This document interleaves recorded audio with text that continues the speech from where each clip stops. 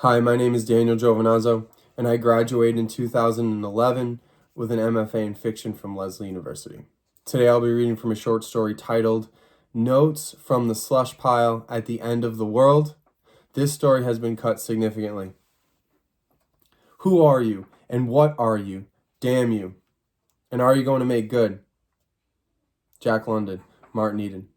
At the beginning of the end, out of spite, they tore through the sky in red flying machines, as if the sky were a manuscript and the propeller a crimson pen point. Spitefully, they edited the world, and so they took all of the slush in the world, all of that slush, and they poured it from those giant red, slush-filled flying machines that they called slush puppies, and flooded the world out of spite, and overwhelmed the world with that slush spitefully, that spiteful slush, that dreaded slush out of spite, that same slush that nobody ever wanted to see outside when they woke up in the morning, the same slush that people who came across an inch or two of it in their driveways would throw some salt over and let sit until it melted and disappeared. They'd hardly even look at the slush before rejecting it, dismissing its place in the world out of spite. They'd just as soon let their dogs piss on it out of spite. That slush, that wet, snowy mixture that they said cooled the world out of spite, that they said would prevent the machine from stopping. One of the many speculations they had about how the world would end. So as pestilent as slush was, it was staving off the end of the world. Hundreds of feet of slush had piled on Earth, choking its infrastructure, halting its economy, depriving its population of natural light, flooding. It kept flooding like landfill trash. Midget submarines cut through the slush sporadically, never forming tunnels as slush couldn't form, so they could deliver IV bags of nourishment, referenced as Nutribags, to be clipped intravenously into the bloodstream of the mass through large catheters that, at the beginning of the end, before the slush completely filled doorways, were inserted by door-to-door nurses. It's kind of like a bracelet. Yeah. Think of it as a bracelet, they said. It's just a bracelet. No, it is a bracelet. It will keep you alive until the end. Oh, no. Yeah, it's just a bracelet, and that's how they kept you alive until the end. His right hand, swelled and crimson-colored from the rusty catheter, clicked save, and then slacking a bit, George sat back into the rigid wooden chair at his wobbly kitchen table. A sharp twinge filled his left shoulder muscle, and he pushed his fingers deep into the throbbing tissue. His tired eyes, cooked inside verb phrases, radiated from too much screen time, but nevertheless, he'd keep at the writing steadily, pressing and pushing to publish until the end. Even though the end of the world was on the horizon, George had been steadily fielding rejection letters in his inbox from the slush that he'd written prior to the end. He had worked for weeks, months, years even on slush, absolute slush. He'd click submit, thinking it was godlike, and instantaneously it was out there somewhere in the slush, waiting in vain to be pissed all over by some golden retriever. But in the midst of the end, there seemed to be less form rejections coming. There was so much slush out there now that maybe they were actually reading it. Your work gathered interest amongst the editors, but your work fascinated the editors with its experimental form. But one criticism the editors had for you to help you publish was this: your sentences in the especially entire story are trash. And so we understand that perhaps you didn't have a formal education, but nevertheless, regardless of how heartfelt the work was, please wait a year before resubmitting. A year, there wasn't a year left. The world was going to end any minute now. George knew that. What George didn't know was why he cared so much about publishing something which was in fact something he'd never done. Why even write, George wondered. At this point, what did it matter? The rejection letters were impersonal mostly. However, George took them personally, and that drove him mad. He wanted so badly to publish something before the end. He no longer wrote for himself. He now wrote and styled his prose solely for the purpose of impressing one of them. The end was coming. Just work on the ending, he kept telling himself. Write your ending before it ends. George lived on the top floor of a 7-story apartment building with Lenny, his son, and his mother.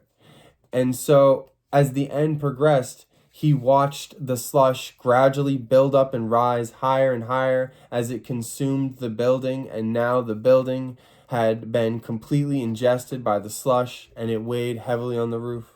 George's wife, Litsa, had witnessed some of the end with him, but one day, right at the beginning of the end, she finally told George the truth about how she felt about him. The stress of it getting closer to the end perhaps brought it out of her. "You failure!" she cursed at him. "All you do is sit at that computer typing." George looked blankly at her. "And your stories, all of your stories are unoriginal. You steal stories, old stories, new stories, stories you could never think of up on your own, and you put red lipstick on them, and you send them God knows where, and where are they? No one knows."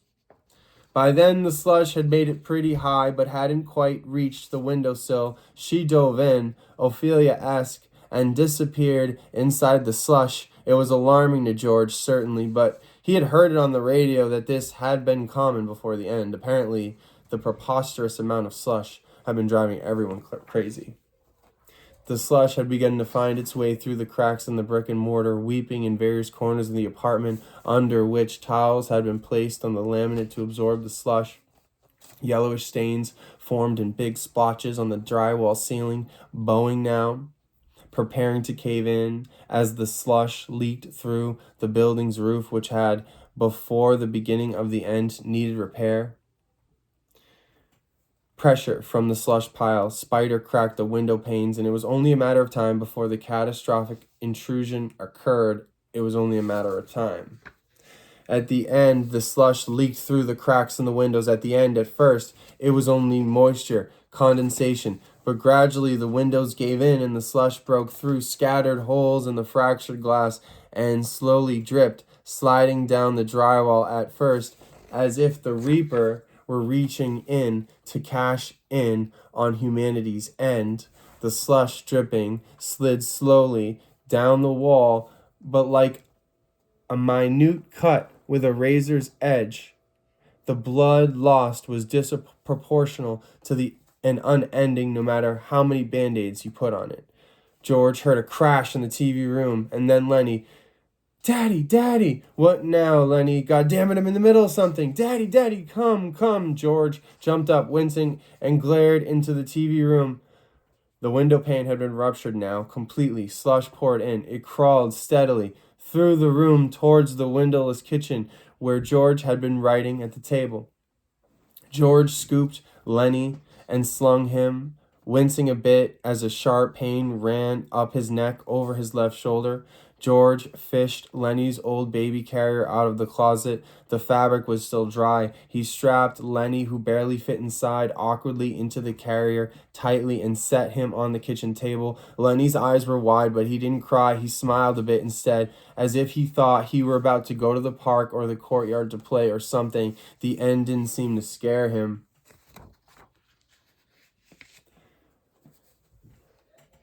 Inside the kitchen, the slush was well past George's knees. He trudged through it to the kitchen table where Lenny sat, still smiling in his carrier, completely unaware of the end. George's laptop, still open, held his story, still unfinished. The slush now poured in from the TV room now. It lifted up the table now. They floated now. It leaked through the drywall ceiling, heavily weighing down the crushed roof. They were surrounded by slush, consumed by slush. And while the end had finally come, and while the end was about to happen, George said screw it and typed the end quickly, ignoramulously, to spitefully put that story out of its misery, to quickly end the story out of spite. The ending was shitty out of spite. The sentence structures were stilted out of spite. Everything he wrote, his whole life was out of spite, and George admitted, rigid, and he hadn't even combed through this piece of shit story before he clicked submit.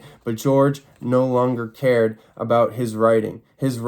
That slush, that cross-genre, character-driven, seventh-rate, wannabe fabulous Kevin Brockmeyer type shit was just going to the slush pile anyway, and nobody would find it, or if they did, it wouldn't matter. It was over. The end had finally come. George clicked submit. As the slush poured into the apartment, George's inbox simultaneously flooded with form rejections. "We're sorry, because Because it is the end of the world, we are currently closed to submissions. We're sorry. Because it is the end of the world, we are currently closed to submissions. We're sorry. Because it is the end of the world, we are currently closed to submissions. We're sorry. Because it is the end of the world, we are currently closed to submissions. We're sorry. Because it is the end of the world, we are currently closed to submissions. George looked over at Lenny, and still he smiled. It was fun for Lenny. It was fun for him. He didn't care that it was the end. Thank you.